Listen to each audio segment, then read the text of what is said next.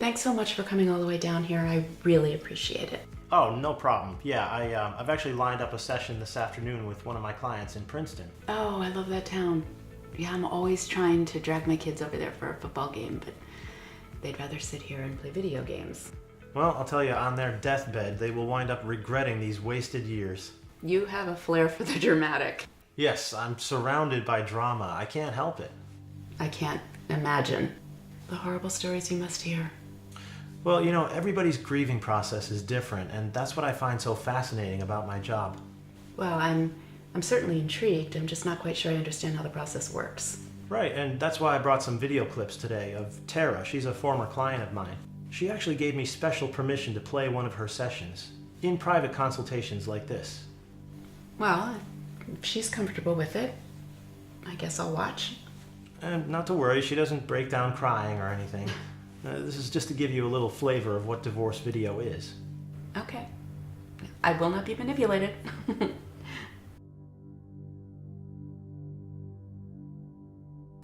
town I'm from, the guys are such dumbasses. Well, I'm not saying I'm better than them, it's just...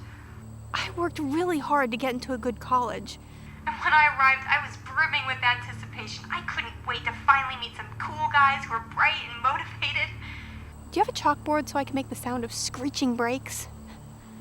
The cafeteria food was so gross, I'd usually wind up skipping it and ordering a pizza instead.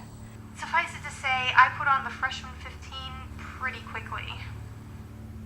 I'd go to a stupid frat party and... I may as well have been invisible.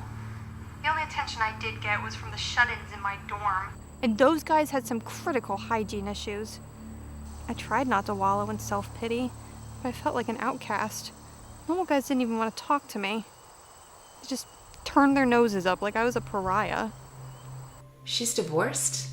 She looks like she's 17. That was just preamble. You'll see. So there I was, back here in Jersey on summer break with a chip on my shoulder and way too much free time. I started texting with this guy I'd sort of been friends with in high school.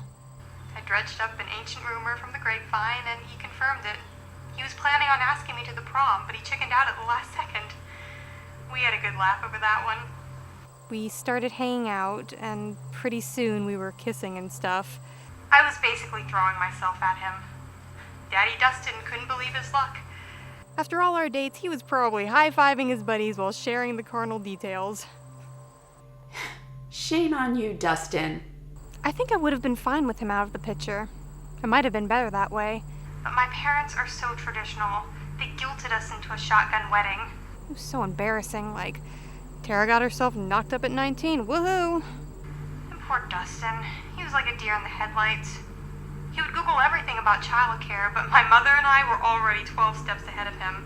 Plus, he felt guilty about us living there rent-free. I would ask him, do you know how much apartments cost? And he'd slink off to our little bedroom with his tail between his legs.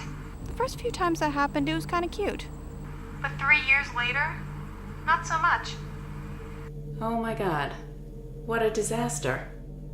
I kept thinking, who is this man-child living in my parents' home with Zachary and me?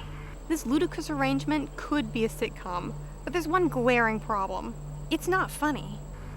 Eventually I got myself an apartment, even though I can barely afford it. This was the firmest way of blocking Dustin out of my everyday life.